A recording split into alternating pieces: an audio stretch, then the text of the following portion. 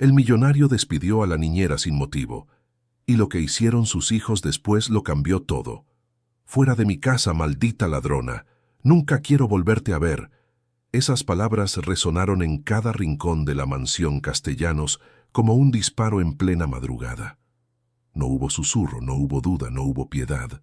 Rodrigo Castellanos Vidal, el hombre más poderoso del estado de Jalisco, dueño de 4 empresas constructoras, 3 hoteles de lujo y un apellido que abría puertas en todo México, apuntó con el dedo hacia la puerta principal de su residencia y miró a Valeria Montoya con unos ojos que ella jamás había visto en él. Fríos, duros, completamente ajenos. Valeria se quedó inmóvil en el centro del gran salón. A sus espaldas, el enorme ventanal dejaba entrar la luz dorada de la mañana, bañando de ironía esa escena que nada tenía de luminosa. A su alrededor, el personal doméstico había dejado de moverse. La cocinera doña Esperanza sostenía aún la cuchara de madera con la que había estado preparando el desayuno. El jardinero Aurelio asomaba la cabeza desde el pasillo lateral sin atreverse a entrar. Las 2 recamareras más jóvenes se habían pegado contra la pared como si quisieran volverse invisibles. Y desde lo alto de la escalera de mármol blanco, esa escalera por la que Valeria había subido miles de veces cargando niños dormidos, vasos de leche tibia y cuentos de buenas noches, Mateo y Sebastián Castellanos miraban la escena con los ojos abiertos de par en par. Tenían 21 años. Eran hijos gemelos de Rodrigo y de Carmen, que había muerto de leucemia cuando ellos apenas cumplían 3. Y desde esa tarde de marzo en que enterraron a su madre, Valeria había sido la mujer que les leía en voz alta, que les curaba las rodillas raspadas, que les enseñaba que llorar no era de cobardes. Ahora mismo, ninguno de los 2 entendía lo que estaba viendo. «Papá», dijo Mateo con voz baja, como si no terminara de creer que fuera real. «¿Qué está pasando?» Rodrigo no se giró a verlos. Tenía la mandíbula apretada y los nudillos blancos sobre la solapa de su traje gris marengo. Era un hombre de complexión imponente, cabello plateado impecablemente peinado hacia atrás, y la expresión de quien jamás había tenido que explicar sus decisiones a nadie. No iba a empezar ahora. «Lo que está pasando», dijo con esa voz grave que nunca necesitaba subir de volumen para hacerse sentir, «es que esta mujer se irá de esta casa hoy mismo, esta misma mañana, sin indemnización, sin carta de recomendación y sin más explicaciones de las que ya le he dado». Valeria por fin habló. Su voz no tembló, y eso requirió de ella una fuerza enorme. «Señor Castellanos, yo nunca he tocado nada que no me pertenezca en esta casa. Llevo 18 años aquí, 18 años al servicio de esta familia. Usted sabe que no soy ninguna ladrona». «Lo que yo sé», respondió él con un tono que cortaba como vidrio, «es lo que tengo frente a mis ojos, y lo que tengo frente a mis ojos es suficiente». Nadie en el salón se atrevió a preguntar qué era exactamente lo que Rodrigo Castellanos tenía frente a sus ojos, porque cuando ese hombre hablaba con esa voz, las preguntas simplemente no existían. Valeria lo miró durante 3 segundos completos, 3 segundos en los que cada año de su vida en esa casa pasó frente a ella como un álbum que se cierra para siempre. La primera vez que Mateo le tendió los brazos desde la cuna, con esa confianza absoluta que solo tienen los niños muy pequeños. La noche en que Sebastián tuvo 40 de fiebre y ella se quedó despierta hasta el amanecer, poniéndole paños húmedos en la frente, mientras Rodrigo estaba de viaje de negocios en Monterrey. El cumpleaños número 10, en que los gemelos le regalaron un ramo de flores silvestres que habían recogido ellos mismos del jardín, con una tarjeta escrita a mano que decía «Para Valeria», que es como nuestra mamá, pero en vivo. Todo eso, y todo lo demás, que no cabía en palabras. Luego dio media vuelta, subió a su habitación. La pequeña habitación del ala de servicio, con su cama individual y su ventana que daba al jardín lateral, y comenzó a guardar sus cosas. No tenía mucho. Eso siempre le había parecido suficiente. 2 mudas de ropa de diario, 3 conjuntos del uniforme azul y blanco que la señora Carmen le había encargado hacer a medida cuando Valeria llegó siendo apenas una muchacha de 14 años acompañando a su madre, quien había trabajado en la mansión antes que ella. Un par de zapatos negros de suela gruesa. Una novela que llevaba meses sin terminar porque los días en la mansión nunca dejaban demasiado tiempo para leer. Una fotografía enmarcada con los gemelos el día de su primera comunión. 9 años, trajes blancos, sonrisas de oreja a oreja, los tres apretados bajo el árbol de jacaranda del jardín, que guardó con cuidado entre las prendas de ropa para que no se rompiera. Cerró la maleta con el cierre firme. 4 tablazos secos de cierre que resonaron en el silencio del cuarto como el final de algo que no debería haber terminado así. Cuando bajó de nuevo, el salón seguía exactamente igual, como si el tiempo se hubiera congelado después del grito de Rodrigo y nadie supiera cómo ponerlo en marcha de nuevo. Valeria. Era doña Esperanza.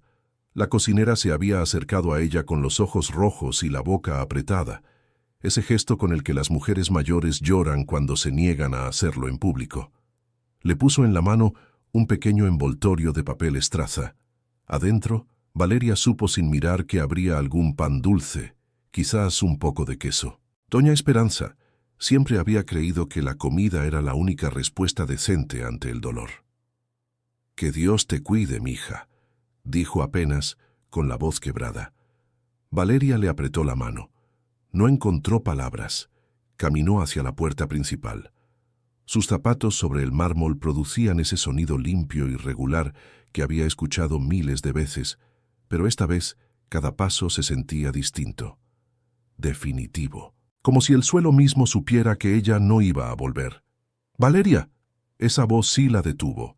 Sebastián bajaba los últimos escalones de la escalera a saltos, con el saco del uniforme de la universidad aún a medio poner, los ojos brillantes de una furia que no sabía muy bien hacia dónde dirigir. Detrás de él, Mateo bajaba más despacio, pero con la misma expresión, ese ceño fruncido idéntico al de su hermano que siempre le había dado a Valeria la sensación de estar viendo doble.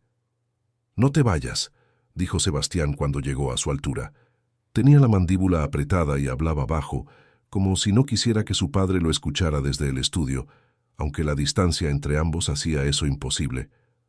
«Tú no hiciste nada malo, los dos lo sabemos». «Lo sé», respondió Valeria con calma, «y eso tendrá que ser suficiente por ahora». «No es suficiente», dijo Mateo. Se había colocado al lado de su hermano, y los dos la miraban con esa mezcla de rabia y angustia que Valeria había visto en sus caras muy pocas veces en la vida. La última, el día del accidente de Sebastián en la motocicleta, cuando Mateo llegó al hospital, convencido de que su hermano iba a morirse. «No puedes irte así, como si nada. 18 años, Valeria. No tiene sentido». «Las cosas no siempre tienen sentido», dijo ella, y sonrió. Fue una sonrisa pequeña, honesta, levemente triste, del tipo que solo consiguen las personas que han aprendido a sobrevivir la vida sin hacerle trampa. «Cuídense mucho, ¿sí? Coman bien, no trasnochen tanto estudiando. ¿Y Sebastián?». Lo señaló con el dedo índice, ese gesto de advertencia cariñosa que usaba desde que los gemelos eran pequeños. «Deja de saltarte el desayuno. Ya sé que lo haces. Lo he sabido siempre». Sebastián abrió la boca para responder algo, pero no le salió nada. Valeria le dio la espalda a la mansión, tomó el asa de su maleta pequeña y caminó hacia el portón de hierro que el jardinero Aurelio, con los ojos húmedos y sin decir una sola palabra, había abierto para ella desde afuera. Rodrigo Castellanos la vio salir desde la ventana de su estudio.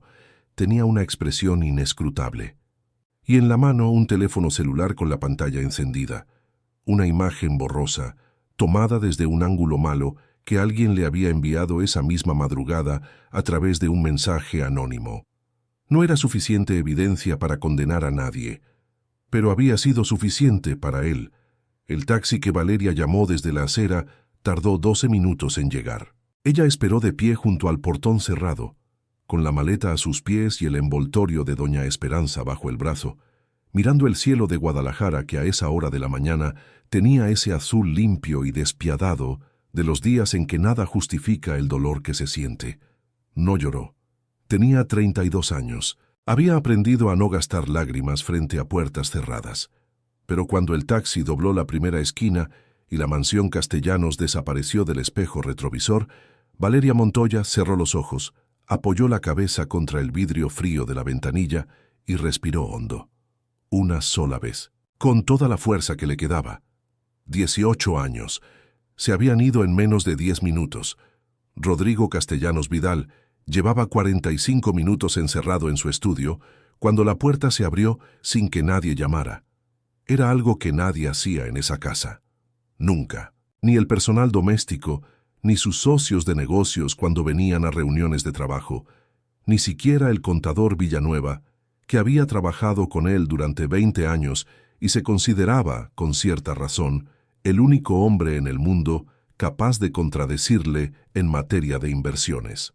La puerta del estudio de Rodrigo Castellanos era una frontera que los adultos respetaban porque entendían lo que significaba. Mateo y Sebastián la abrieron de par en par y entraron sin detenerse. Rodrigo levantó la vista de los papeles que fingía revisar. Su expresión no cambió de inmediato. Pasó de la frialdad calculada a algo más parecido a la sorpresa genuina en el espacio de un segundo, aunque enseguida volvió a colocarse la máscara de autoridad con la eficiencia de quien la ha usado durante décadas. ¿Cuándo aprendieron a entrar sin tocar?, preguntó con voz calmada. ¿Cuándo aprendiste tú a echar a la calle a la única persona en esta casa que nos cuidó de verdad?, respondió Mateo. Se había detenido en el centro del estudio, con los brazos cruzados y la espalda recta. Era el más tranquilo de los dos en condiciones normales. Hoy no era un día normal. Rodrigo dejó el bolígrafo sobre el escritorio con un golpe suave y deliberado. Se recostó en su sillón de cuero negro y juntó las manos sobre el pecho con esa postura que sus socios conocían bien, la del hombre que ha tomado una decisión y no piensa negociarla.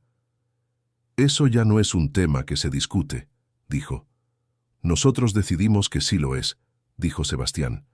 Estaba de pie junto a la ventana. A diferencia de su hermano, él no había conseguido quedarse quieto desde que Valeria salió de la mansión. Caminaba de un lado al otro, en el espacio reducido entre la ventana y el librero, con ese movimiento nervioso que Valeria siempre había reconocido como la señal de que algo le estaba quemando por dentro y no sabía cómo sacarlo. «Me acusó de robar, papá», continuó Sebastián. «Valeria, la misma mujer que cuando teníamos 8 años y rompimos accidentalmente ese jarrón chino de la abuela, nos dijo que ella se haría responsable frente a ti para que no nos castigaras. Esa mujer». Rodrigo lo miró un momento sin hablar. «Nadie habló de un jarrón», dijo por fin. «Nadie está hablando del jarrón», respondió Mateo con impaciencia. «Estamos hablando de que acabas de destruir 18 años de lealtad de una persona basándote en...» «¿Qué exactamente?» «Porque lo que dijiste abajo no fue una explicación, fue una sentencia, y las sentencias necesitan pruebas». Rodrigo lo miró con algo que en otro hombre podría haberse llamado incomodidad. En él era apenas una fracción de segundo de duda que se cerraba tan rápido como abría, como una grieta en un muro de concreto. «Tengo mis razones», dijo. «¿Cuáles?» El silencio duró lo suficiente para que los tres supieran que no era un silencio cómodo. Era el tipo de silencio que se produce cuando alguien tiene que elegir entre la verdad y el orgullo, y no está seguro de cuál puede permitirse. Rodrigo abrió el cajón izquierdo de su escritorio. Sacó el teléfono. Lo desbloqueó con el pulgar y lo empujó hacia el borde del escritorio para que sus hijos pudieran verlo. En la pantalla había una fotografía. Mateo y Sebastián se acercaron. La miraron durante unos segundos. Luego se miraron entre ellos. La imagen mostraba lo que parecía ser el cuarto de Valeria. En la mesita de noche, junto al libro que ella siempre tenía a medias, había un collar. Un collar de oro con una piedra verde que los dos gemelos reconocieron de inmediato. Era el collar de esmeraldas que había pertenecido a su abuela paterna, la señora Consuelo, y que desde su muerte hacía 6 años descansaba en la caja fuerte del cuarto principal. O se suponía que descansaba allí. «¿De dónde salió esta foto?», preguntó Mateo. «Me llegó esta madrugada. Por mensaje». «¿De quién?». «Número desconocido». Sebastián frunció el ceño. Tomó el teléfono y amplió la imagen todo lo que el zoom le permitió. «Esta foto está movida», dijo. «Está tomada con muy poca luz y desde lejos. No se puede ver con claridad si ese collar es el de la abuela Consuelo o cualquier otro collar verde. El collar de tu abuela es el único collar de esmeraldas que existe en esta casa», dijo Rodrigo. «¿Lo verificaste?», preguntó Mateo. «¿Fuiste a la caja fuerte a comprobar si el collar seguía ahí antes de echar a Valeria?» Una pausa, corta, reveladora. La evidencia era... «No respondiste la pregunta, papá», dijo Mateo con una calma que tenía algo de peligrosa. Rodrigo apretó los labios. «No».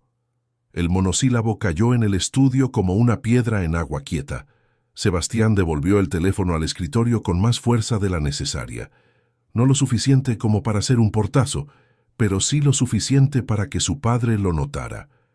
«Echaste a Valeria de esta casa», dijo. «A Valeria, basándote en una foto borrosa enviada por un número desconocido, sin verificar nada, sin preguntarle nada a ella, sin hablar con nosotros, sin revisar la caja fuerte». Rodrigo no respondió. «¿Sabes lo que eso significa?», continuó Sebastián. «Significa», dijo Mateo con ese tono suyo de estudiante de Derecho que se estaba convirtiendo lentamente en algo más filoso, «que alguien te mandó esa foto con la intención de que hicieras exactamente lo que hiciste, y que funcionó». El estudio quedó en silencio otra vez, pero esta vez era diferente. Era el silencio de un hombre que empieza a notar, muy despacio, que el suelo firme bajo sus pies quizás no lo era tanto. La caja fuerte estaba en el vestidor del cuarto principal. Rodrigo la abrió él mismo, con los dos gemelos de pie a sus espaldas. El mecanismo giró con ese sonido grave y preciso que tienen las cajas fuertes de verdad. La puerta se abrió. Las tres personas que estaban en la habitación miraron hacia adentro. El collar de esmeraldas estaba ahí, donde siempre había estado. Ninguno de los tres dijo nada durante un momento que se extendió como un hilo de azúcar hasta el punto en que ya no puede estirarse más sin romperse. Luego Rodrigo cerró la caja fuerte con el mismo cuidado metódico con el que la había abierto y se quedó de espaldas a sus hijos durante varios segundos. «Papá», dijo Sebastián en voz baja. Ya no había furia en su tono. Había algo peor. Decepción. Rodrigo no se giró. «Salgan, por favor». «No», dijo Mateo. Su voz sonó distinta, más adulta, con algo que Rodrigo no le había escuchado antes. «Esta vez no. Esta vez tienes que escucharnos». Rodrigo por fin se volvió. Tenía la mandíbula apretada y los ojos de quien acaba de cometer un error que no sabe todavía cómo dimensionar. Pero no había vergüenza en su expresión. Todavía no. La vergüenza requería un proceso que él apenas estaba comenzando, aunque no lo reconociera. «Alguien nos tendió una trampa», dijo Mateo. «A ti para que la echaras y a Valeria para que se fuera con las manos vacías. Y funcionó. Y ahora esa persona, quien quiera que sea, está exactamente donde quería». «¿Quién te envió esa foto?», preguntó Sebastián. «Piénsalo. ¿Quién tenía acceso a esta casa, al cuarto de Valeria, y además sabía que el collar existía? ¿Quién se beneficia de que Valeria ya no esté aquí?» Rodrigo abrió la boca para responder, pero no salió nada, porque la respuesta, cuando la pensaba con frialdad, tenía un nombre que llevaba 3 meses apareciendo en su agenda, en su teléfono, en el sillón de la sala y en la mesa del comedor los fines de semana. Isabela Fuentes, 38 años, consultora de imagen, cabello negro y modales perfectos. La mujer que Rodrigo Castellanos había empezado a ver después de 15 años de viudez, convencido de que merecía algo de compañía en la segunda mitad de su vida. Pero no dijo el nombre en voz alta. Todavía no. «Dejen que yo lo maneje», dijo en cambio. «No», respondió Sebastián de inmediato. «Lo vamos a manejar juntos. O lo manejamos nosotros solos. Pero esto no se cierra sin que Valeria sepa la verdad». Rodrigo los miró a los dos, a Mateo con su cara de abogado incipiente y su terquedad tranquila, a Sebastián con sus ojos idénticos a los de Carmen en los días en que ella tampoco estaba dispuesta a ceder. Llevaba 21 años sin que nadie le hablara de esa manera en esta casa. sin que nadie pusiera en cuestión sus decisiones, con esa mezcla de respeto y firmeza que no le dejaba ningún argumento fácil. Era su propia educación volviéndose en su contra. «¿Qué piensan hacer?», preguntó al fin. Los gemelos se miraron entre ellos. Tenían esa comunicación silenciosa de los hermanos que han crecido demasiado juntos como para necesitar palabras en los momentos importantes. «Primero», dijo Mateo, «vamos a encontrar a Valeria. Segundo», dijo Sebastián, «vamos a averiguar exactamente de dónde salió esa foto y quién la tomó». «Y tercero», dijo Mateo, mirando a su padre directamente a los ojos, «vas a hacer lo que tengas que hacer para corregir esto, como sea que eso se vea». Rodrigo Castellanos no respondió, pero tampoco dijo que no. 20 minutos después, Mateo y Sebastián bajaban juntos la escalera de mármol con las llaves del Audi negro en la mano. Doña Esperanza los interceptó en el pie de la escalera con una libreta pequeña que sacó del bolsillo del delantal. «El barrio donde creció Valeria», dijo en voz baja, con un tono que no admitía preguntas. «Ahí vive su mamá, la señora Remedios, calle Libertad 44, Colonia Oblatos». Hizo una pausa. «Cuídenla, muchachos. Esa mujer no merece lo que le pasó esta mañana».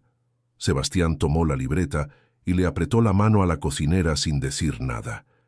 A veces las palabras sobraban.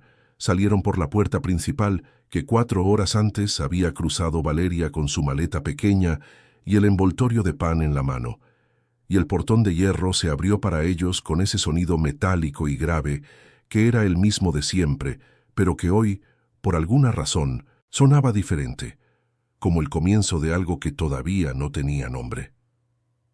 La vida de Valeria. La Colonia Oblatos no era el tipo de lugar que aparecía en las revistas de arquitectura que Rodrigo Castellanos dejaba sobre la mesa de centro de su estudio. Era un barrio de calles angostas y banquetas irregulares donde los árboles habían crecido tan a su antojo que las raíces levantaban el concreto desde abajo con esa fuerza lenta e imparable que tiene la naturaleza cuando nadie la controla. Las fachadas de las casas eran de colores vivos, amarillo ocre, rosa mexicano, azul cielo, pero descascarados, con esa dignidad humilde de las cosas que fueron bonitas y siguen siéndolo aunque el tiempo no las haya tratado con cuidado. En las aceras había puestos de tacos que a esa hora de la mañana ya tenían humo y olor a cebolla frita. Los niños jugaban en la calle porque las banquetas eran demasiado estrechas para 2 personas caminando juntas. Valeria conocía cada piedra de ese barrio. Había crecido aquí. Había aprendido a caminar en estas calles, a leer sentada en el escalón de la puerta de su casa, a cargar cubetas de agua cuando la cisterna se vaciaba en verano. Y a los 14 años, cuando su madre consiguió empleo en la mansión Castellanos y se la llevó consigo porque no había con quién dejarla, Valeria Montoya cruzó esa frontera invisible que separa a los que limpian las mansiones de los que viven en ellas. 18 años después había vuelto, con una maleta pequeña, sin trabajo, sin dinero para el mes, y con la voz de Rodrigo Castellanos todavía resonándole en algún lugar del pecho, como un eco que no acababa de apagarse. La casa de su madre era la número 44 de la calle Libertad. Una vivienda de 2 cuartos, sala pequeña y cocina que daba al patio trasero donde crecían matas de hierbabuena y un limonero que su madre regaba con una devoción casi religiosa. La fachada era de ese azul deslavado que en Guadalajara se volvía más bonito mientras más se despintaba, como si la vejez le sentara mejor que la pintura nueva. Valeria abrió el portillo de madera sin necesitar llave. Nunca habían tenido llave para ese portillo. En este barrio las cerraduras servían para los extraños, y en la calle Libertad todos se conocían. «¿Mamá?». El silencio de adentro tenía una textura distinta a la que Valeria recordaba. Más quieto, más pesado, como el silencio que se instala en las casas cuando alguien lleva mucho tiempo sin moverse con energía por los cuartos. Entró a la sala. Había una cobija doblada sobre el sillón que su madre siempre ocupaba frente al televisor, y sobre la mesita lateral 3 frascos de pastillas con etiquetas de farmacia que Valeria no reconoció. Los tomó uno por uno, los leyó despacio. Se le cayó el ánimo al suelo. No eran los medicamentos simples de la presión que su madre tomaba desde hacía años. Eran cosas más serias. Nombres que Valeria había escuchado en conversaciones de pasillo en hospitales cuando acompañaba a los señores castellanos a sus revisiones médicas. Nombres que venían acompañados de palabras como insuficiencia, tratamiento crónico, control especializado. Valeria se giró. Su madre estaba parada en el marco de la puerta del cuarto, apoyada en el umbral con esa discreción de las personas mayores que no quieren que nadie note que necesitan el apoyo. Remedios Montoya tenía 64 años, el cabello completamente blanco recogido en una trenza corta y unos ojos oscuros que siempre habían sido exactamente iguales a los de su hija. Expresivos, atentos, capaces de leer una habitación en 2 segundos. En este momento esos ojos la estaban leyendo a ella. ¿Qué pasó?, preguntó Remedios. No era pregunta de curiosidad, era pregunta de madre que ya sabe la respuesta y solo necesita que su hija la diga en voz alta. Valeria puso los frascos de pastillas sobre la mesita con cuidado. Se giró hacia su madre, y por primera vez desde que Rodrigo Castellanos le gritó ladrona frente a todo el personal de su casa. Algo en su cara se relajó apenas. La máscara de la serenidad se aflojó 1 milímetro. «Me corrieron», dijo simplemente. Remedios no dijo nada.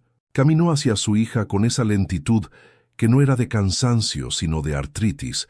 La abrazó con sus brazos delgados y la apretó de esa manera en que solo abrazan las madres que saben que el consuelo no está en las palabras, sino en el calor. Valeria cerró los ojos. Contó hasta 5. Luego dio un paso atrás, se secó la comisura del ojo derecho con el dorso de la mano, solo la comisura, solo una vez, y preguntó lo que necesitaba preguntar. «¿Desde cuándo tienes estos medicamentos, mamá?» La historia que Remedios le contó a su hija esa mañana, sentadas en la cocina con café negro y el limonero del patio visible desde la ventana, fue la historia de los últimos 4 meses que Valeria no había estado presente para ver. Porque Valeria visitaba a su madre cada 15 días. Era el arreglo que tenían desde que Valeria entró a vivir en la mansión. 2 domingos al mes, tarde libre, venía a Oblatos con el camión urbano y pasaba el día aquí. Le traía mandado, le arreglaba lo que hubiera que arreglar en la casa, le contaba de los gemelos, siempre de los gemelos, y se iba de vuelta al anochecer. Pero 4 meses atrás, Remedios había empezado a sentir cansancio. Un cansancio profundo y persistente que no cedía con el sueño. Luego llegaron los mareos, luego la hinchazón en los tobillos, luego el médico del centro de salud del barrio que la revisó y la mandó con un especialista con una expresión que Remedios aprendió a descifrar. Esa expresión que tienen los médicos generales cuando saben que lo que encontraron está más allá de lo que ellos pueden resolver. El especialista confirmó lo que el médico del barrio sospechaba: insuficiencia renal crónica en etapa 3. No era una sentencia de muerte inmediata. Era, sin embargo, el comienzo de un camino largo y costoso. Medicamentos permanentes, diálisis en el futuro cercano si el tratamiento no funcionaba, controles mensuales con el nefrólogo, una dieta estricta que requería alimentos específicos y la posibilidad, todavía lejana pero real, de una lista de espera para trasplante. Remedios le había ocultado todo esto a Valeria durante 4 meses. «¿Por qué no me dijiste?», preguntó Valeria. No había reproche en su voz, solo esa mezcla de amor y dolor que se produce cuando descubres que alguien te protegió de una verdad que tenías derecho a saber. «Porque sabía que ibas a preocuparte», dijo Remedios con una calma que a Valeria le partió el corazón más que cualquier otra cosa. «Y tú tenías tu trabajo, tenías a los muchachos, no quería... mamá, no quería ser una carga». Valeria le tomó las manos. Las manos de su madre tenían esa textura de las manos que han trabajado mucho. Piel fina, nudillos pronunciados, uñas siempre cortas y limpias. Manos que habían fregado pisos, lavado ropa ajena, pelado verduras en cocinas que no eran suyas para que su hija pudiera estudiar la secundaria y tener algo más que eso. «Nunca vas a ser una carga», dijo Valeria. Nunca. ¿Me estás escuchando? Remedios la miró con esos ojos que leían habitaciones y personas. Te corrieron esta mañana, dijo, y viniste directo aquí. Sin llamar, sin avisar, solo apareciste. Sí. ¿Por qué? Valeria pensó en esa pregunta durante un momento. Porque aquí es donde tenía que estar, respondió. Remedios asintió despacio.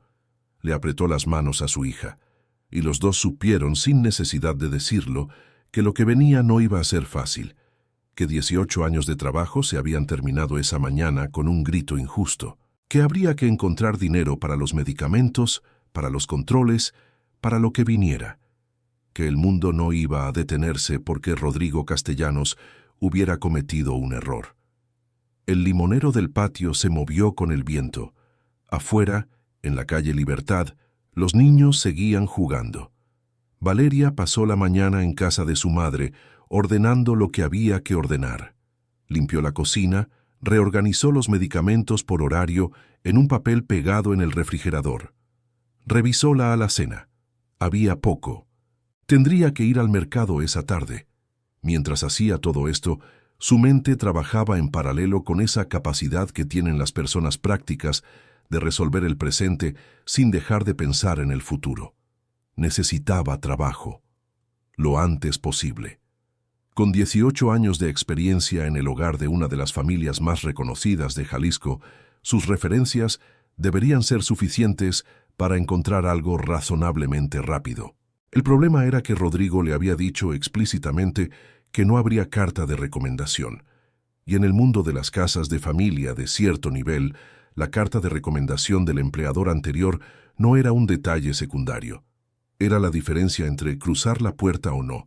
Podía ir a agencias de empleo doméstico, podía preguntar en el barrio, o podía hacer lo que cualquier persona razonable haría, empezar desde el principio, con la cabeza alta y sin pedir favores a quien no los merecía. Estaba en eso, doblando una cobija en el cuarto de su madre, cuando escuchó un carro frenar afuera, con ese sonido suave y preciso que tienen los autos muy caros cuando sus frenos son de calidad. En la calle Libertad de la colonia Oblatos, ese sonido llamaba la atención. Valeria se asomó a la ventana. El Audi negro de los gemelos estaba estacionado frente a la casa número 44.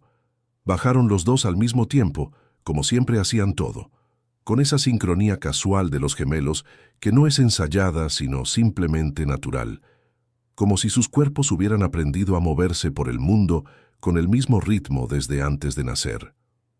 Mateo traía la libretita de Doña Esperanza todavía en el bolsillo de la camisa. Sebastián miraba la fachada azul deslavada con una expresión en la que había algo de reconocimiento, como si hubiera imaginado muchas veces cómo sería este lugar sin haberlo visto nunca. Valeria bajó de la ventana antes de que la vieran. Se quedó quieta en el centro del cuarto de su madre durante 3 segundos. Luego respiró hondo, se acomodó el cabello y fue a abrir el portillo. Cuando los vio de cerca, con esas caras idénticas y esa expresión de alivio genuino que se les dibujó al verla, ese alivio que no se puede fingir porque sale de un lugar demasiado verdadero, algo en su pecho se movió de una manera que no supo nombrar del todo. ¿Cómo supieron?, preguntó. Doña Esperanza, respondieron los dos al mismo tiempo. A pesar de todo, Valeria sonrió. Claro, dijo, claro que fue Doña Esperanza. La trampa Valeria los hizo pasar.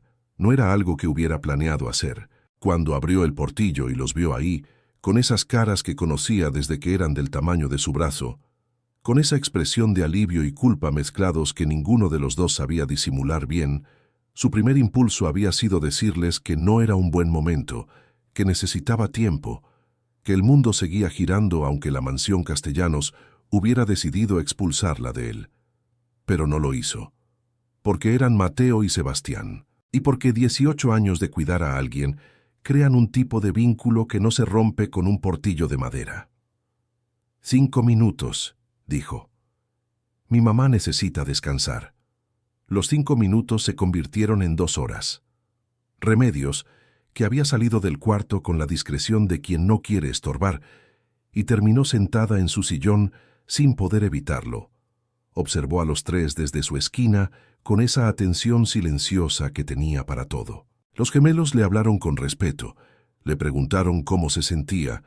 No hicieron preguntas indiscretas sobre los medicamentos, aunque los 3 frascos seguían visibles en la mesita lateral.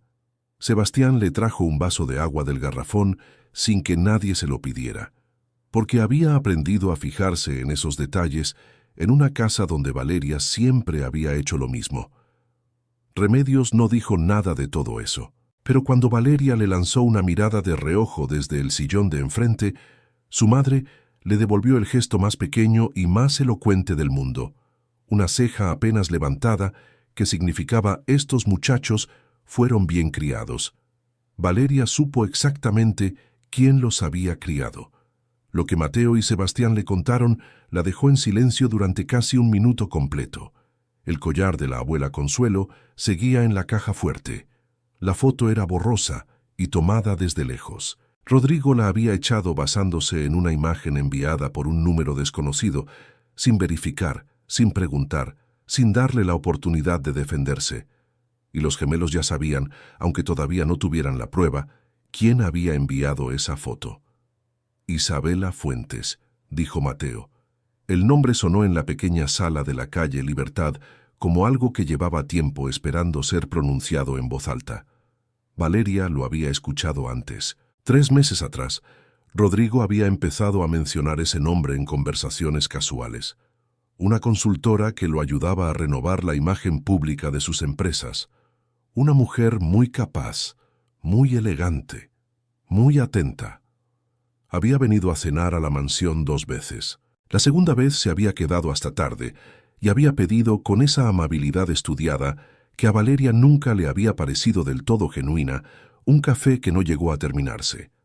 Valeria la había observado, no con desconfianza, al menos no al principio, simplemente con la atención que desarrollan las personas que han vivido en casas ajenas y aprendido a leer a la gente antes de que la gente decida mostrarse. Lo que había leído en Isabela Fuentes no le había gustado.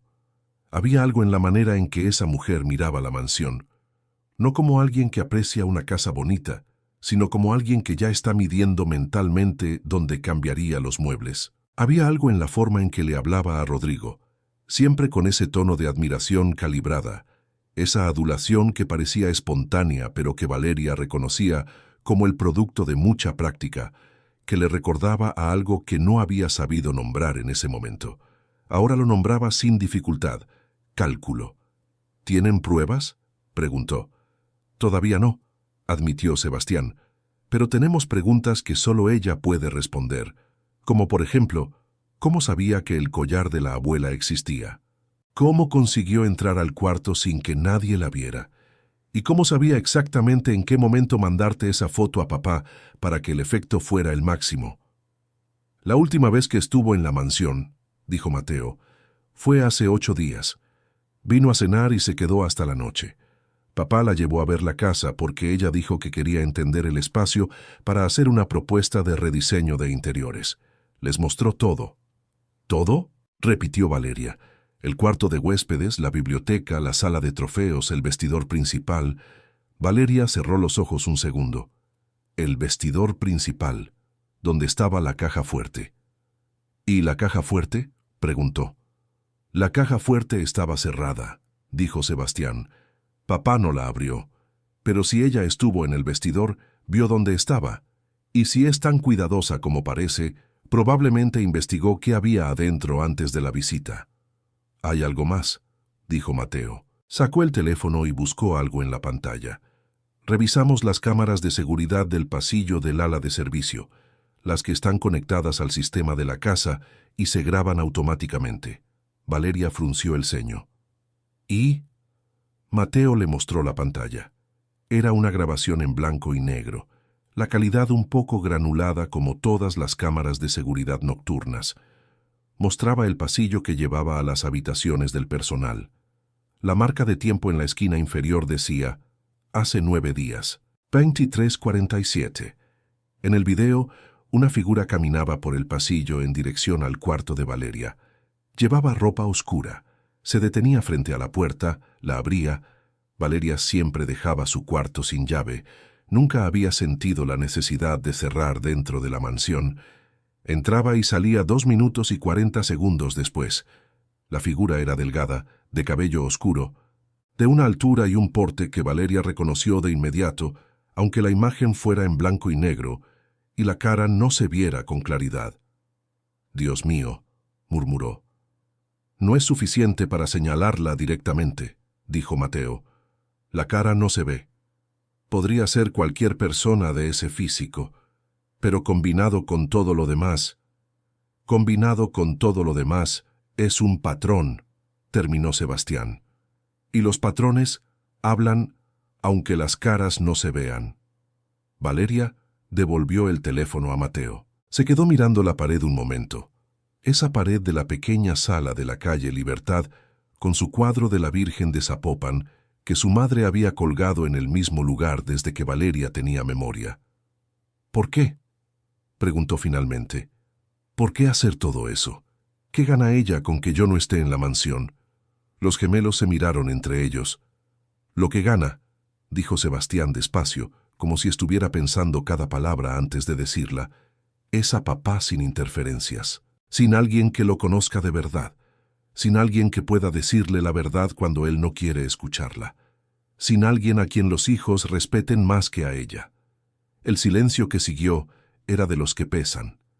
18 años, dijo Mateo en voz baja, son muchos años de historia, y para alguien que quiere entrar en una vida desde cero, esa historia es un obstáculo.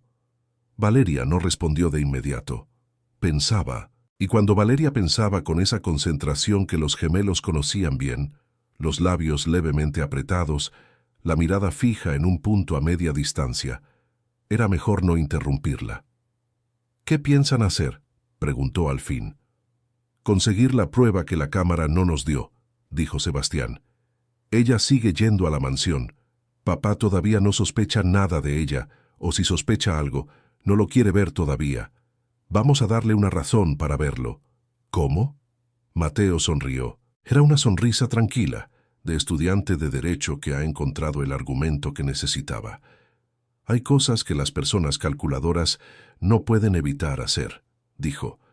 «Cuando creen que ganaron, bajan la guardia, y cuando bajan la guardia, cometen errores. Solo necesitamos crear la condición adecuada para que ese error ocurra». Remedios, que había estado en silencio en su sillón durante toda la conversación con la cobija sobre las rodillas y el vaso de agua a medio terminar en la mesita, habló por primera vez desde que los gemelos habían llegado. «Esos muchachos», dijo con su voz tranquila y sus ojos agudos, «son exactamente lo que una madre espera que sus hijos sean». Los dos gemelos la miraron sin saber muy bien qué decir. Valeria los miró a ellos, y por primera vez en todo ese día terrible, algo dentro de ella empezó a parecerse, muy despacio, a la esperanza. Cuando el Audi negro se alejó por la calle Libertad 40 minutos después, Remedios llamó a su hija desde el cuarto. Valeria asomó la cabeza por la puerta. «Mija», dijo Remedios, «no te vayas a dejar vencer por esa mujer, ni por el señor Castellanos, ni por nadie». Valeria la miró. «No pienso hacerlo, mamá». «Lo sé», dijo Remedios con una sonrisa pequeña. «Solo quería escucharte decirlo». Afuera, el limonero del patio se balanceaba despacio con la brisa de la tarde, cargado de frutos verdes que todavía no estaban listos, pero que lo estarían. Con tiempo, con paciencia, con la certeza silenciosa de que las cosas que crecen en tierra buena no necesitan que nadie las apresure. El enfrentamiento Isabela Fuentes llegó a la mansión Castellanos el miércoles por la tarde con una carpeta de muestras de telas bajo el brazo y esa sonrisa suya tan estudiada que parecía natural. Mateo y Sebastián la vieron llegar desde la ventana del segundo piso. Llevaban 2 días preparando ese momento, con la precisión metódica que Mateo aplicaba a sus casos de práctica en la facultad y que Sebastián aplicaba, generalmente, a todo lo demás. Habían revisado la grabación de la cámara del pasillo otras 4 veces. Habían hablado con el encargado del sistema de seguridad de la casa, un hombre discreto llamado Ernesto, que llevaba 10 años en ese puesto y que, cuando Mateo le explicó lo que necesitaba sin mentirle en ningún detalle, respondió únicamente: «Dígame qué quiere que haga». Habían verificado, con la ayuda discreta de doña Esperanza, que ninguna de las otras empleadas de la casa había estado en el pasillo del ala de servicio en el horario que mostraba la cámara, y habían instalado, en el cuarto que había sido de Valeria y que seguía exactamente igual desde su partida, la cama hecha, el libro sobre la mesita, el espacio limpio y quieto como una habitación que espera a alguien. Una cámara adicional que Ernesto consiguió en menos de 24 horas y que era, a diferencia de las del sistema principal, completamente invisible. Ahora solo necesitaban que Isabela Fuentes entrara a ese cuarto. El problema era crear el motivo. Sebastián había resuelto eso. Rodrigo recibió a Isabela en la sala principal con esa mezcla de cordialidad y distancia que había empezado a adoptar con ella sin darse cuenta del todo desde la mañana del martes. Era una distancia pequeña, casi imperceptible, del tipo que producen las dudas que todavía no se han convertido en certezas. Isabela, que era muy observadora, lo notó. Y porque lo notó, calibró su estrategia en tiempo real con esa eficiencia que la hacía peligrosa. Bajó el tono de la conversación, se mostró más dulce, más atenta, más preocupada por él. «Se te ve cansado, Rodrigo», dijo, tocándole el brazo con esa familiaridad que llevaba meses construyendo. «Todo lo de esta semana ha sido muy difícil». «Estoy bien», respondió él. «Claro que sí». Sonrisa. Pausa calculada. «¿Ya encontraste otra persona para el puesto de Valeria?» Rodrigo la miró un segundo de más. «Todavía no. Puedo ayudarte con eso si quieres. Conozco una agencia muy confiable que trabaja con familias de...». «No hace falta», dijo Rodrigo. Pausa más corta de lo que Isabela esperaba. Ella continuó sin perder el ritmo. Abrió la carpeta. Empezó a hablar de los proyectos de rediseño que había estado preparando. El comedor principal necesitaba una intervención. Las cortinas del segundo piso estaban desactualizadas. Rodrigo escuchó con la mitad de la atención, respondiendo con monosílabos y aprobaciones vagas que Isabela interpretaba como interés y que eran, en realidad, el comportamiento de un hombre que está pensando en otra cosa. Fue en ese momento cuando Sebastián bajó la escalera. «Perdona que interrumpa», dijo con una naturalidad que le había costado practicar frente al espejo esa mañana. «Isabela, necesito pedirte un favor. Voy a cambiar mi cuarto de lugar, moverme al ala sur, y hay un mueble en el pasillo de servicio que quiero revisar antes de hacer el cambio.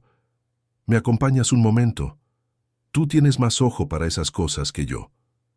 Isabela lo miró, sonrió. «Por supuesto». Rodrigo no prestó atención. Seguía con la carpeta abierta frente a él. El pasillo del ala de servicio era exactamente como Isabela lo recordaba. Sebastián caminó delante de ella con paso tranquilo, señalando un mueble antiguo que efectivamente estaba ahí. Una cómoda de madera oscura que llevaba décadas en ese pasillo y que nadie había movido nunca. Y hablando de medidas y espacios, con una concentración que era completamente fingida, pero que sonaba auténtica. Isabela lo escuchaba, pero sus ojos habían ido, de manera casi involuntaria, hacia la puerta del cuarto que estaba a 3 metros de la cómoda. El cuarto de Valeria, que seguía ahí, que seguía siendo el mismo, que seguía, supuso ella, con todo en su lugar. Sebastián se agachó a medir el mueble con una cinta métrica que había sacado del bolsillo, dándole la espalda. «Espera un momento», dijo sin girarse. «Déjame anotar esto». El momento fue de 15 segundos. 15 segundos en los que Isabela Fuentes, con Sebastián de espaldas y el pasillo aparentemente vacío, tomó una decisión que en condiciones normales nunca habría tomado. Pero la distancia que había notado en Rodrigo esa tarde la había puesto nerviosa. Y la gente nerviosa, cuando cree que nadie la mira, hace cosas que la delatan. Se acercó al cuarto de Valeria. Abrió la puerta con la misma naturalidad de quien entra a un lugar que conoce. Entró. Sebastián se giró. La puerta del cuarto se cerró. Él miró el pasillo vacío durante 2 segundos y luego sacó el teléfono y escribió un mensaje a su hermano. «Ya», Mateo estaba en el cuarto de seguridad con Ernesto cuando llegó el mensaje. En la pantalla del monitor, la cámara interior del cuarto de Valeria mostraba, con una claridad completamente diferente a la granulada grabación del pasillo, a Isabela Fuentes revisando la habitación. Miraba los cajones de la mesita, abría el pequeño armario, pasaba los dedos por la ropa que Valeria había dejado sin poder llevarse, algunas prendas de uniforme, un suéter azul marino, con una expresión que en la pantalla era perfectamente legible. No era curiosidad inocente, era la expresión de alguien que está buscando algo, o verificando que algo ya no está, o simplemente asegurándose de que la persona que habitó ese espacio no había dejado nada que pudiera usarse en su contra. Ernesto grababa en silencio.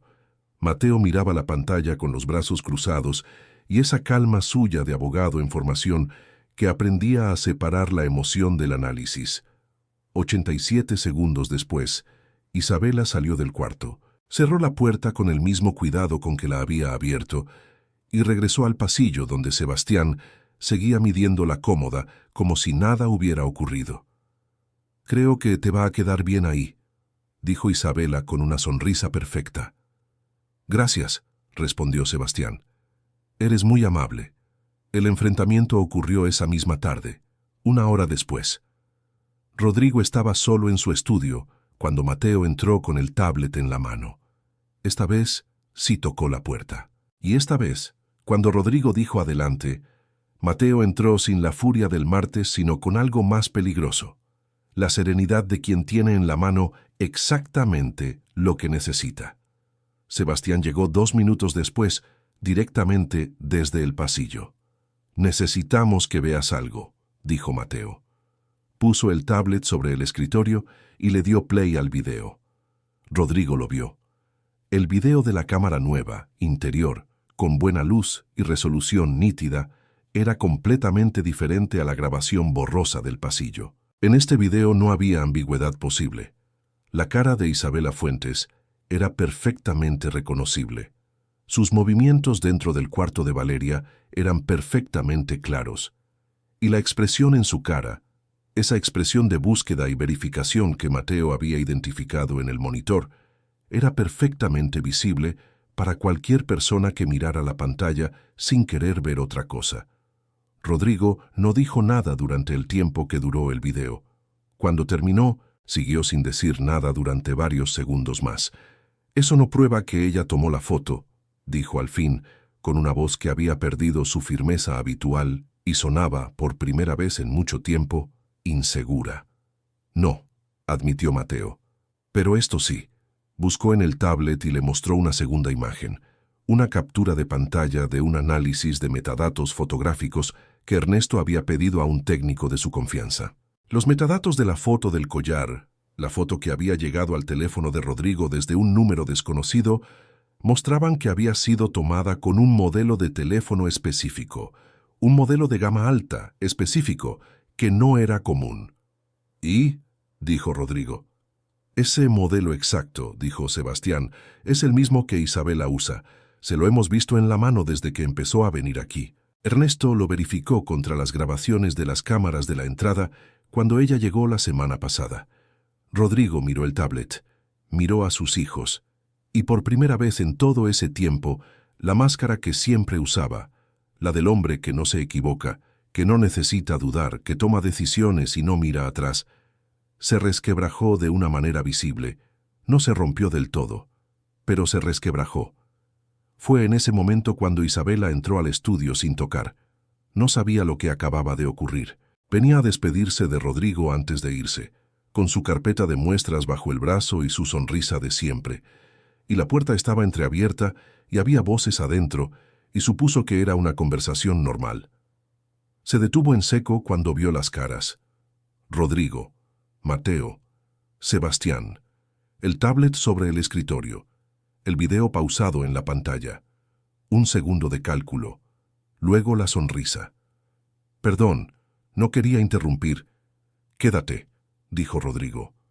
Su voz era diferente. No era la voz del hombre cansado de la conversación anterior. Era la voz del hombre que ha tomado una decisión nueva y todavía no sabe exactamente a dónde lo lleva, pero ya no está dispuesto a ignorarla. Isabela miró el tablet, reconoció la imagen, y en su cara, durante una fracción de segundo que los tres hombres en el cuarto vieron perfectamente, apareció algo que no era la sonrisa, era miedo. El quiebre de Rodrigo Isabela Fuentes no era el tipo de mujer que se derrumbaba fácilmente. Había construido su vida sobre una capacidad extraordinaria para adaptarse, recalcular y reposicionarse en tiempo real. Había aprendido desde muy joven que el mundo no le iba a regalar nada y que la única manera de conseguir lo que quería era ser siempre la persona más preparada en cualquier cuarto en el que se encontrara. Esa preparación no era solo intelectual, era emocional, estratégica, casi quirúrgica. Por eso, cuando vio el tablet y reconoció la imagen y sintió ese miedo real y frío que no había sentido en años, lo enterró en menos de 3 segundos y volvió a colocarse la sonrisa con la eficiencia de quien ha practicado ese movimiento toda la vida. ¿Qué es eso?, preguntó con una voz perfectamente calibrada entre la curiosidad genuina y la confusión inocente. Una grabación, dijo Rodrigo. Su tono era plano, imposible de leer, del cuarto de Valeria, de hace 1 hora. Pausa de 1 segundo exacto. ¿Del cuarto de la niñera? Levantó las cejas. No entiendo. ¿Qué tiene que ver eso conmigo? Obsérvate bien, dijo Mateo. Le acercó el tablet.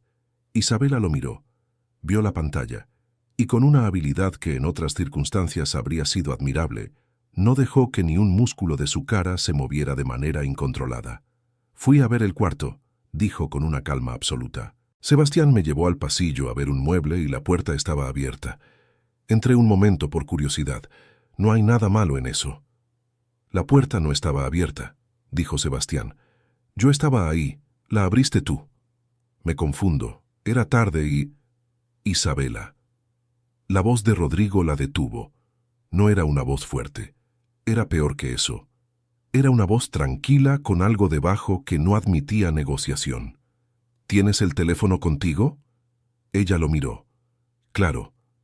¿Me lo prestas un momento? Pausa. Tan breve que casi no existió. Pero existió. Por supuesto, dijo. Le extendió el teléfono. Rodrigo lo tomó. Lo desbloqueó con el PIN que ella le había dado en algún momento de los últimos meses como gesto de confianza.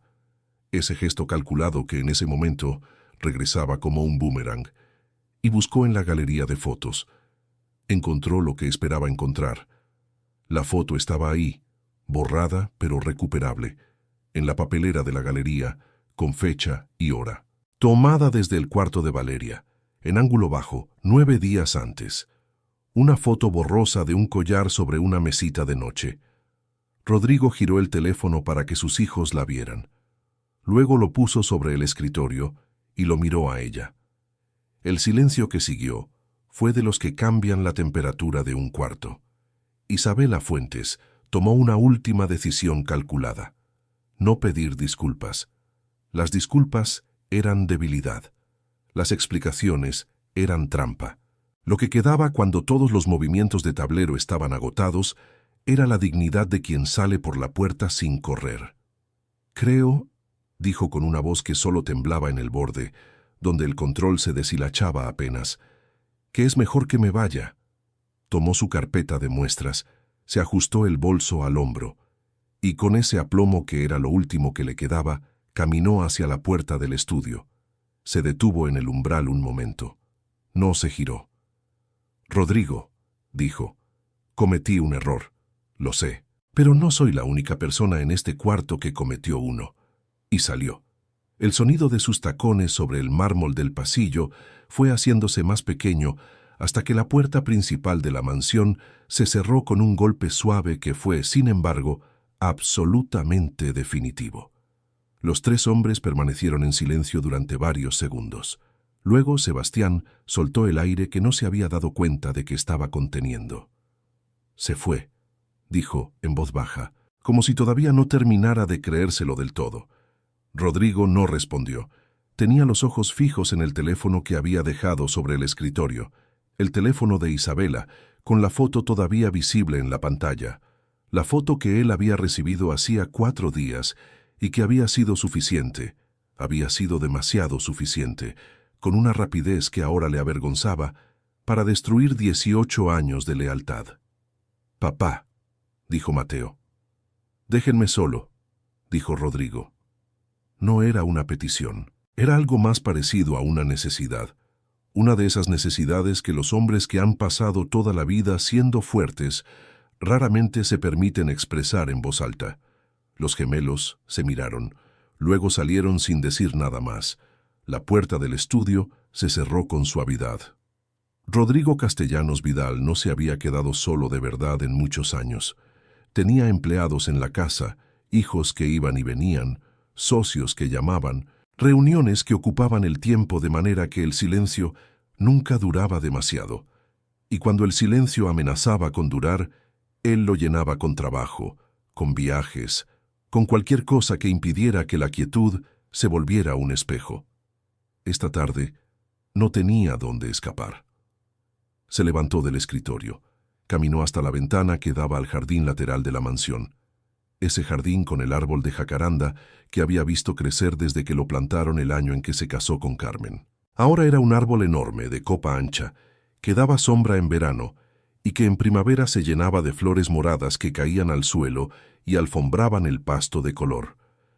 En la rama baja de ese árbol, todavía visible si uno sabía dónde mirar, había una marca de navaja, 2 letras, M y S. Mateo y Sebastián la habían grabado cuando tenían 7 años, y Valeria los había descubierto con la navaja en la mano y les había dicho, con esa severidad cariñosa que nunca conseguía ser verdaderamente severa, que los árboles también sentían.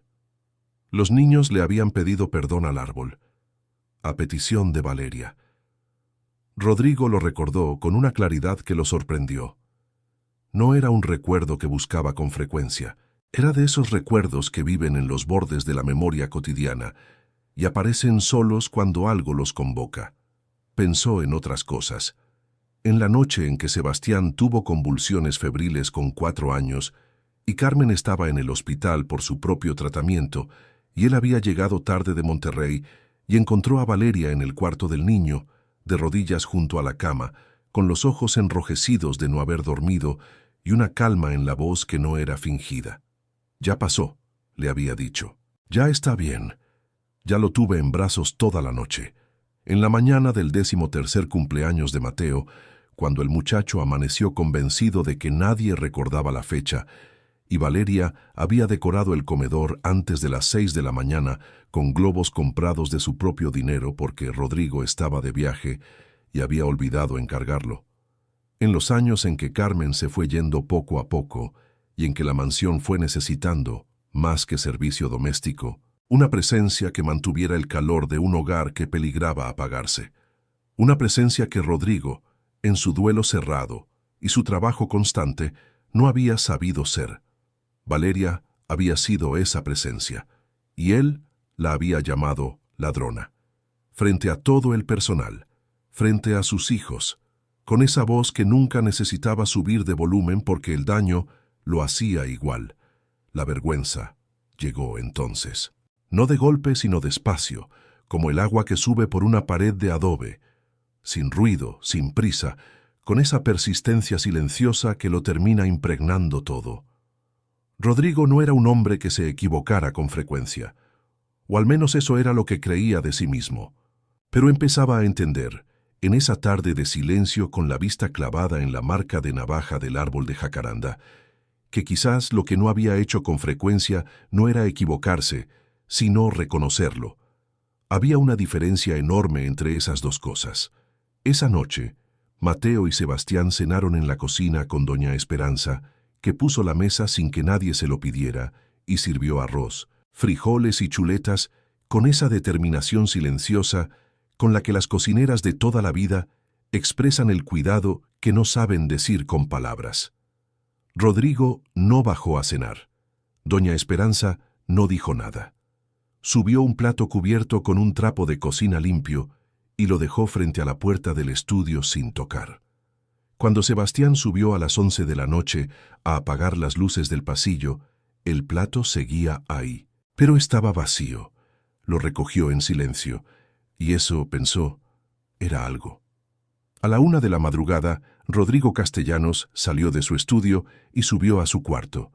Pasó frente al ala de servicio. Se detuvo un momento frente a la puerta del cuarto que había sido de Valeria durante 18 años. No la abrió. Simplemente se quedó parado ahí, en el pasillo silencioso, con la mano a centímetros del marco de madera sin llegar a tocarlo, como si hubiera querido hacer algo y no supiera todavía qué. Luego siguió caminando, pero antes de llegar a su cuarto, se detuvo otra vez. Sacó el teléfono.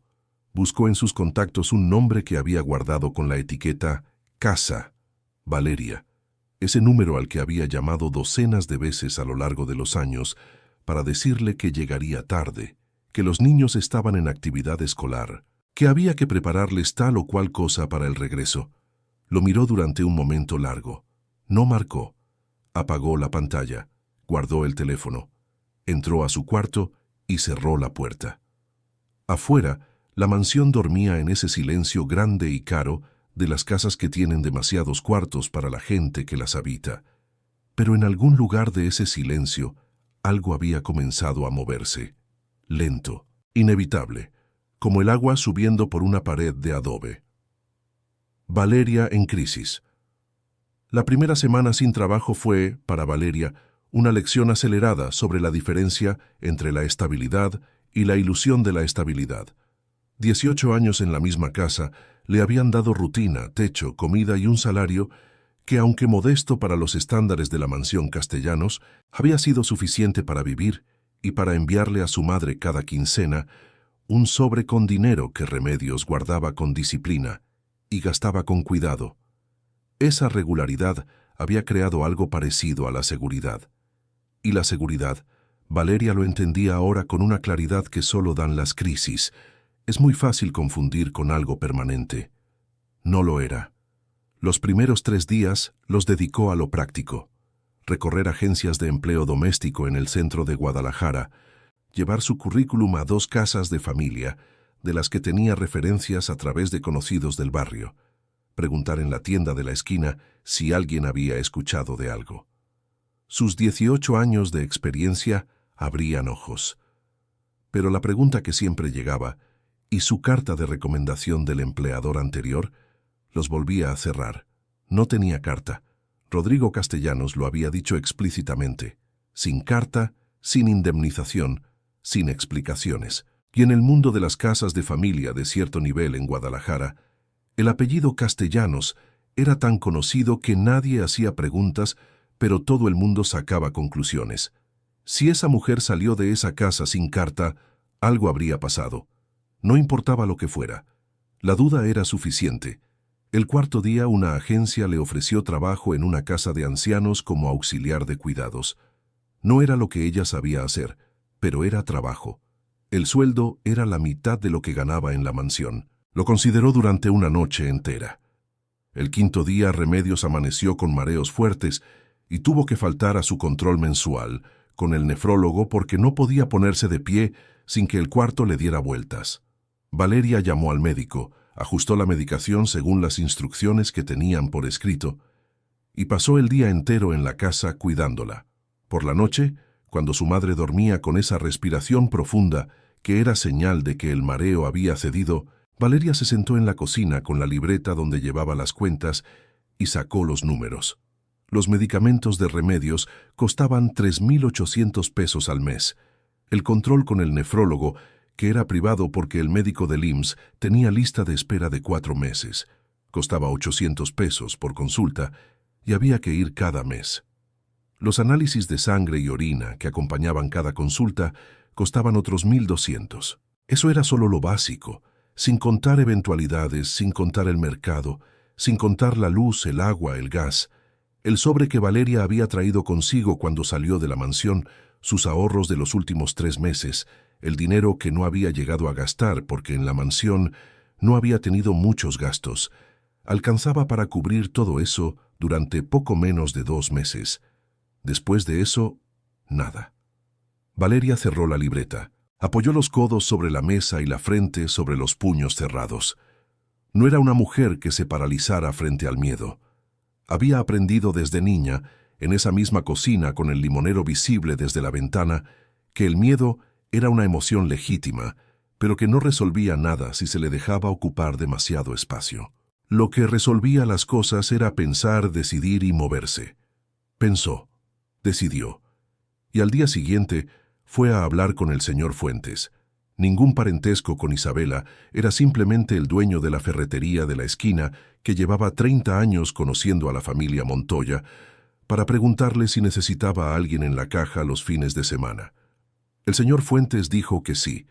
Era poco dinero, era muy poco dinero, pero era algo, y algo era siempre mejor que nada. El 8º día después de su salida de la mansión, Valeria recibió una llamada. Era un número que no tenía guardado, pero que reconoció después del primer segundo de voz.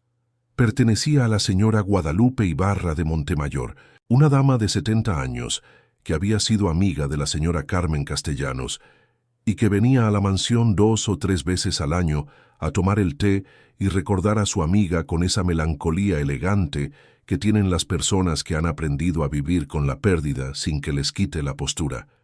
Valeria, soy Guadalupe Ibarra, sé lo que pasó. Carmen me lo habría dicho todo si hubiera podido. Una pausa. Tengo una propuesta para ti. La señora Ibarra necesitaba a alguien de confianza para acompañar a su madre, que tenía 91 años, y vivía en una casa grande en Zapopan. No era trabajo de limpieza, era compañía, supervisión de medicamentos, acompañamiento a consultas médicas. Horario flexible. Un sueldo que, cuando la señora Ibarra lo mencionó, hizo que Valeria cerrara los ojos un segundo de puro alivio. Era más que lo que ganaba en la mansión. ¿Cuándo puede empezar?, preguntó la señora Ibarra. La semana que entra, dijo Valeria. Si le parece bien. Me parece perfecto. Y Valeria, otra pausa más corta. Rodrigo Castellanos es un buen hombre que cometió un error muy grande. Los buenos hombres que cometen errores muy grandes eventualmente lo entienden. Dale tiempo. Valeria no respondió a eso. Agradeció la llamada, colgó y se quedó un momento mirando el teléfono.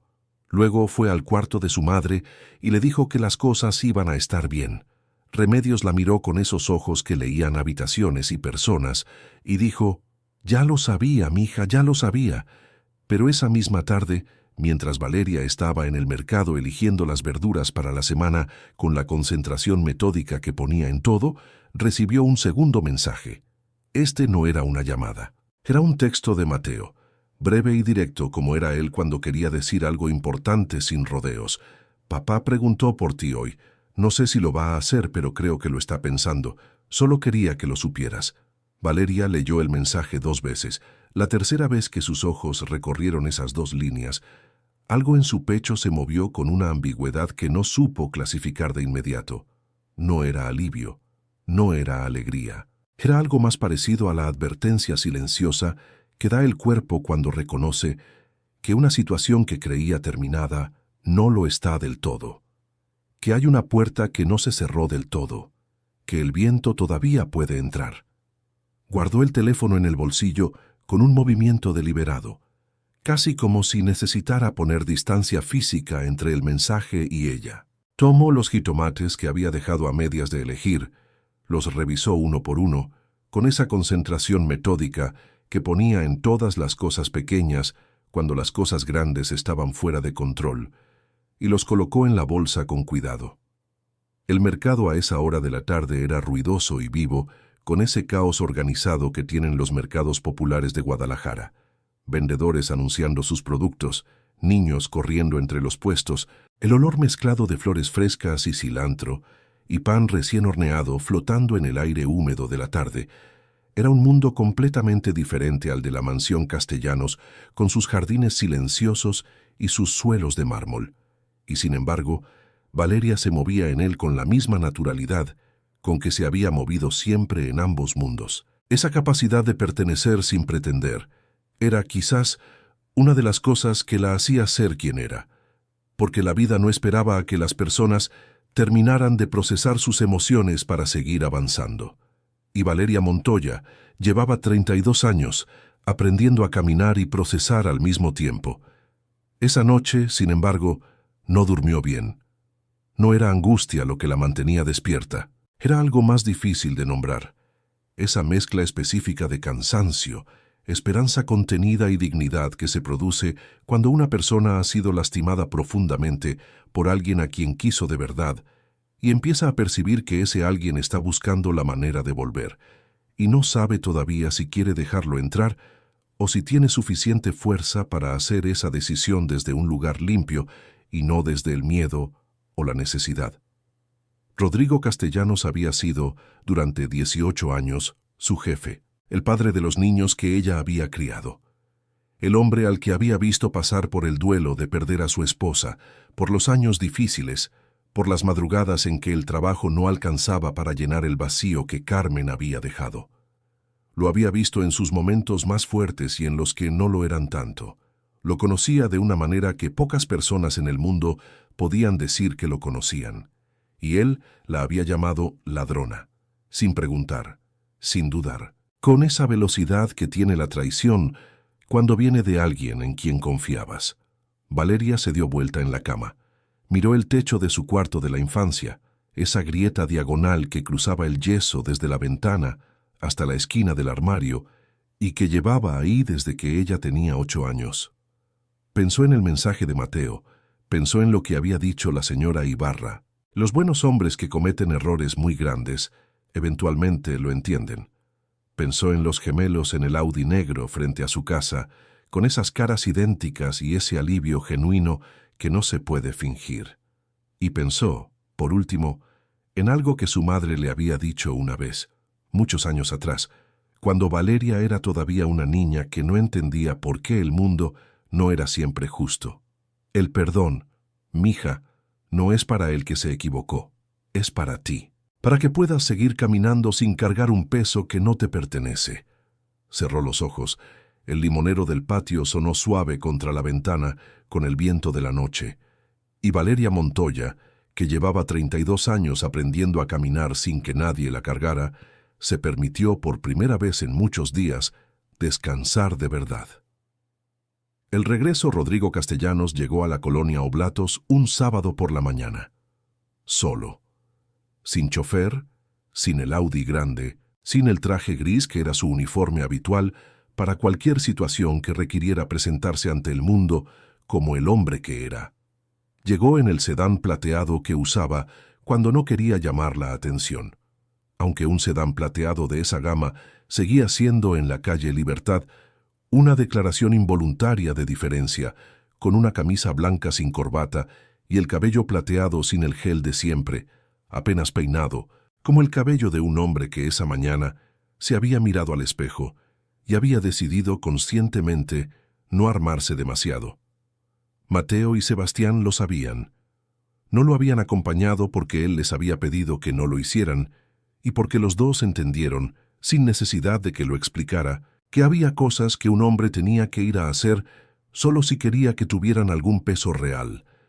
Pero habían esperado su decisión durante 4 días. 4 días en los que Rodrigo había desaparecido dentro de sí mismo, de esa manera suya que sus hijos conocían bien, sin drama, sin declaraciones, sin escenas, simplemente cerrándose hacia adentro como una casa que baja las persianas. Iba al trabajo, volvía, comía a veces, dormía poco. Sebastián lo escuchaba caminar por el pasillo de madrugada con esa pisada suya lenta y pesada que era inconfundible. El 4.º día, a las 7 de la mañana, bajó a la cocina donde los gemelos desayunaban con doña Esperanza y dijo, sin preámbulos y sin mirar a nadie en particular: «Voy a ir a verla». Doña Esperanza puso una taza de café frente a él sin decir nada. Mateo y Sebastián tampoco dijeron nada, pero cuando Rodrigo salió a buscar las llaves del sedán, los 2 hermanos intercambiaron una mirada que no necesitaba palabras para decir exactamente lo que estaban pensando. Era hora. La calle Libertad, a las 9 de la mañana del sábado, era un mundo diferente al de los días de semana. Había menos niños corriendo porque era temprano aún, y los que estaban afuera se habían detenido a mirar el sedán plateado con esa curiosidad directa e inocente que tienen los niños de los barrios populares ante las cosas que no encajan en el paisaje habitual. Una señora que barría la banqueta de su casa levantó la vista. Un hombre que tomaba café en el escalón de su puerta entrecerró los ojos con ese gesto que no era hostilidad, sino simplemente la evaluación silenciosa de quien lleva décadas leyendo su propio barrio. Rodrigo estacionó frente al número 44. Se quedó sentado en el carro durante un momento que se extendió más de lo que había planeado. Tenía las manos sobre el volante y la vista fija en la fachada azul deslavada con su portillo de madera. 18 años de que Valeria cruzara esa puerta cada 2 semanas para volver a este lugar. 18 años de que él pagara un salario sin preguntarse nunca demasiado en qué condiciones vivía la mujer que había criado a sus hijos cuando él no pudo o no supo hacerlo. Eso también era parte de la vergüenza. No la única parte, pero parte. Salió del carro. El portillo de madera estaba sin llave, como siempre. Empujó despacio. Entró al pequeño patio delantero donde había una maceta con geranios rojos que estaban recién regados. Tocó la puerta principal 3 veces. Golpes cortos, directos, sin afectación. Silencio. Luego el sonido de pasos adentro, lentos, con ese ritmo cuidadoso que tienen las personas que caminan con dolor. La puerta se abrió. Remedios. Montoya lo miró desde adentro con esos ojos oscuros que no eran los de Valeria, pero que se le parecían tanto que Rodrigo sintió por un segundo el mismo efecto de reconocimiento que producen los espejos cuando no los esperas. «Señor Castellanos», dijo Remedios. No había sorpresa en su tono, como si hubiera estado esperando este momento, o como si las sorpresas a sus 64 años, y con todo lo que había vivido, hubieran dejado de existir hace tiempo. «Señora Montoya». Rodrigo se detuvo. «¿Está Valeria?» Fue al mercado. Una pausa. «Pase». Rodrigo esperó en la pequeña sala de la calle Libertad durante 20 minutos. Remedios no lo dejó solo. Se sentó en su sillón con la cobija sobre las rodillas y lo miró con esa atención tranquila de las mujeres mayores que han aprendido que el silencio es una de las herramientas más precisas que existen para hacer que las personas se muestren tal como son. Rodrigo se mostró sin quererlo, exactamente como era esa mañana, un hombre incómodo en una silla pequeña de una casa humilde, con las manos entrelazadas sobre las rodillas y los ojos moviéndose por el cuarto con esa mezcla de respeto y culpa que no terminaba de saber dónde posarse. «Sus hijos son buenos muchachos», dijo Remedios al fin, sin que viniera a cuento de nada en particular. «Sí», respondió él, y luego, después de un momento, «los crió bien.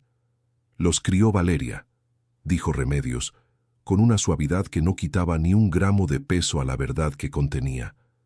Rodrigo no respondió, pero asintió, despacio, con la cabeza gacha.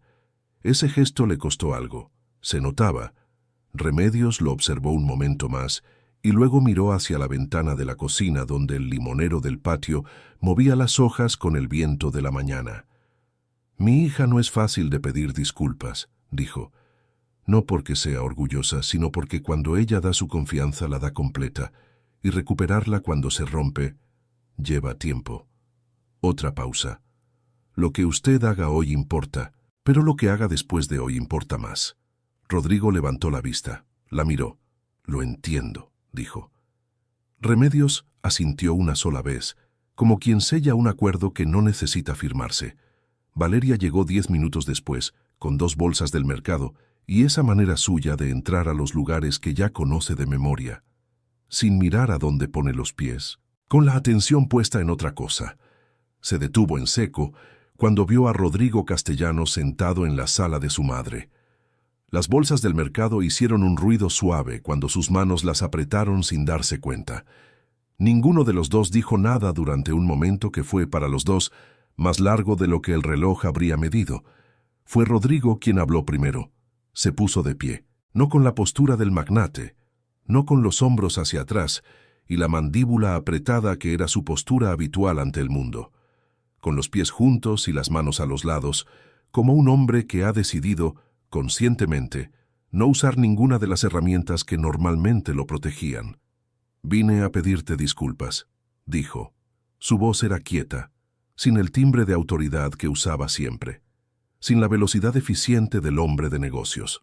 Era la voz de alguien que está diciendo algo que le cuesta y que ha decidido de todos modos decirlo. Lo que hice estuvo mal. No verifiqué nada. No te pregunté nada. No te di la oportunidad de decir una sola palabra. Te llamé algo que no eres frente a personas que llevan años respetándote. Y lo hice con una velocidad y una crueldad que no tienen ninguna justificación. Valeria lo miraba. Su expresión era difícil de leer.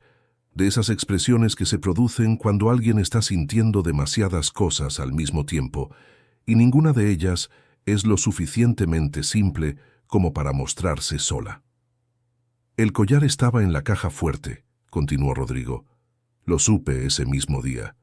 Hizo una pausa. Debí haber verificado antes de abrir la boca. Lo supe también ese mismo día. ¿Y lo de Isabela?, preguntó Valeria. Su voz era tranquila, más tranquila de lo que Rodrigo esperaba. Terminado. La palabra fue corta y absoluta. Lo que hizo no tiene nombre. Manipuló una situación para hacerte daño y para apartarte de esta familia. No voy a permitir que eso quede sin consecuencias. Valeria dejó las bolsas sobre la silla más cercana.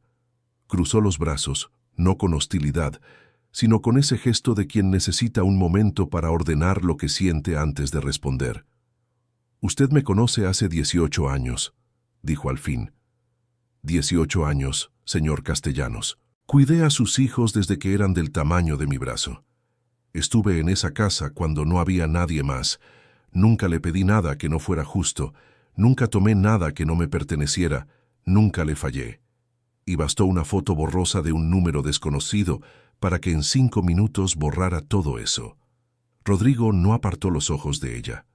«Lo sé», dijo. «¿Lo sabe de verdad?» La voz de Valeria no era dura. Era, de alguna manera, más difícil que eso. Era honesta. Porque no es solo el error lo que duele, es la velocidad. Es que no dudó ni un segundo. Eso me dice algo sobre lo que usted pensaba de mí en el fondo, aunque no se diera cuenta. El silencio que siguió fue largo y limpio, como un campo abierto. Rodrigo bajó la cabeza. Pasaron varios segundos. «Tiene razón», dijo al fin. «Y no tengo una respuesta que borre eso. Solo tengo esto. Lo que hice estuvo mal en todos los sentidos posibles. Y si hay algo que pueda hacer para corregirlo, lo haré». Levantó la vista.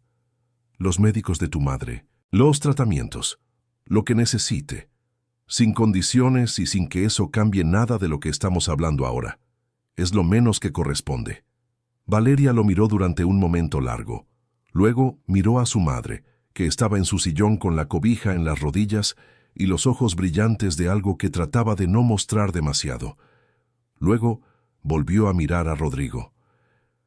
«Le voy a poner a usted la misma condición que le pondría a cualquier persona que me pida que regrese a su vida», dijo. «No como empleada, no como la que cuida la casa. Si vuelvo, vuelvo como parte de esa familia. Con respeto, con voz, con el derecho a decir lo que pienso cuando algo está mal. ¿Puede vivir con eso?» Rodrigo la miró, y por primera vez en toda esa mañana algo en su cara se movió de una manera diferente. No era el alivio del que consigue lo que buscaba, era algo más parecido al reconocimiento de quien está viendo, por fin, a alguien con claridad. «Sí», dijo, «puedo. La justicia y el nuevo comienzo». La mansión Castellanos cambió en las semanas que siguieron con esa lentitud suave que tienen los lugares cuando vuelve a habitarlos alguien que les hacía falta. No fue un cambio dramático. No hubo discursos ni ceremonias. Valeria llegó un lunes por la mañana con su maleta pequeña, la misma con la que se había ido, como si algo en ella hubiera sabido que el círculo tenía que cerrarse con el mismo equipaje con que se abrió, y caminó por el portón de hierro que Aurelio abrió para ella con una sonrisa que no intentó disimular. Doña Esperanza la esperaba en la entrada con los brazos abiertos y los ojos húmedos, y ninguna de las dos dijo nada porque no había nada que decir que el abrazo no dijera mejor. Los gemelos bajaron la escalera juntos, como siempre. Mateo llegó primero y le dio un abrazo largo y silencioso. Sebastián llegó 2 segundos después y la abrazó más fuerte, con esa manera suya de demostrar las cosas sin palabras. «Bienvenida a casa», dijo, con la voz un poco ronca. Valeria cerró los ojos un momento. Casa. La palabra tenía un peso diferente ahora. No el peso neutro de lo cotidiano, sino el peso específico de lo elegido. Ella había elegido volver. No por necesidad, no por falta de alternativas. La señora Ibarra seguía con la oferta abierta y habría sido un buen trabajo, sino porque esta familia era suya de una manera que no se explicaba con contratos ni con organigramas domésticos. La había elegido hacía 18 años sin saberlo del todo, y ahora la volvía a elegir con los ojos completamente abiertos. Rodrigo la esperaba en el estudio, no en la entrada, no en la sala, en el estudio, que era el lugar donde él era más él mismo. Cuando Valeria entró, estaba de pie junto al escritorio con las manos en los bolsillos, y esa expresión suya de hombre que no ha aprendido todavía a mostrarse cómodo en los momentos en que no controla el resultado. No dijeron mucho. No hacía falta. «Gracias por volver», dijo él. «Gracias por pedir que volviera», respondió ella.